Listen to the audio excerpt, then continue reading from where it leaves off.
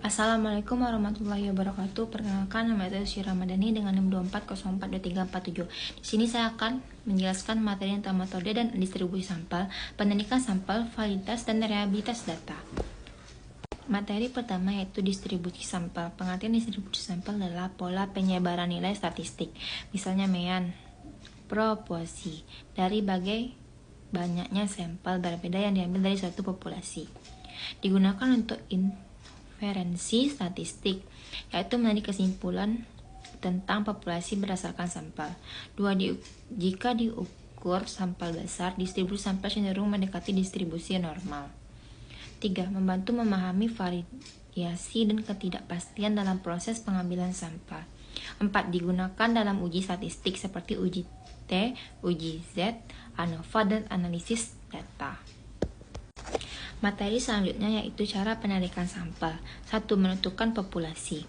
Menjelaskan siapa objek penelitian, nilai keseluruhan mahasiswa, seluruh warga kelurahan, atau seluruh pekerja. 2. Menetapkan kerangka sampel.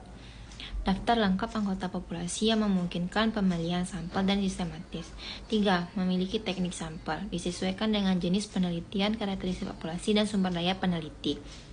4. Menentukan jumlah sampel. Menggunakan rumus tertentu agar ukuran sampel memadai.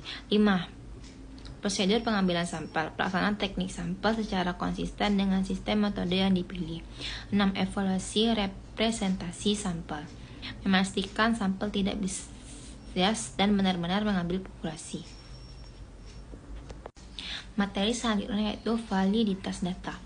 Validitas adalah tingkat ketepatan suatu instrumen dalam mengukur apa yang memang dimaksudkan diukur. Jenis validitas yaitu validitas isi atau content validity. Menentukan apakah item pertanyaan sudah mencakup seluruh aspek yang ingin diukur berdasarkan teori. 2. Validitas konstruksi atau konstruk validity. Memastikan bahwa instrumen benar-benar mengukur konstruk teoritis, bukan aspek lainnya. 3. Validitas empiris atau Citheron validity. Berdasarkan hubungan antara nilai instrumen dengan ukuran perbandingan. Macam-macamnya yaitu continue validity. Dibandingkan dengan instrumen sejenis yang sudah valid, yaitu selanjutnya predictive validity, menilai kemampuan instrumen memprediksi hasil tertentu di masa yang akan datang. Materi selanjutnya yaitu reliabilitas data. Reliabilitas adalah tingkat konsisten atau kestabilan hasil pengukuran ketika dilakukan berulang kali dalam kondisi yang sama.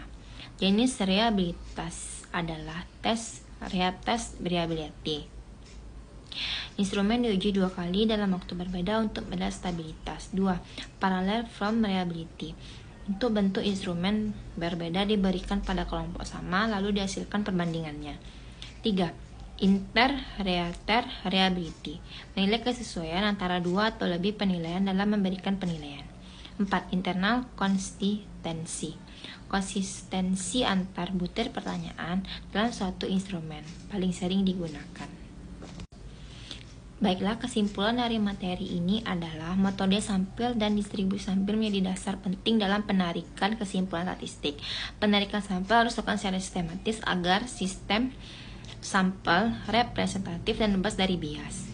Setelah data terkumpul, instrumen perlu diuji validitasnya untuk memastikan ketepatan pengukuran dan diuji reliabilitas untuk menjamin konsistensi hasil. Kombinasi sampel yang tepat, instrumen yang valid, dan alat ukur yang reliabel akan menghasilkan data yang akurat dan analisis yang dapat dipercaya dalam penelitian sosial. Baiklah, hanya itu yang dapat saya sampaikan. Kurang dan lebih saya mohon maaf. Assalamualaikum warahmatullahi wabarakatuh.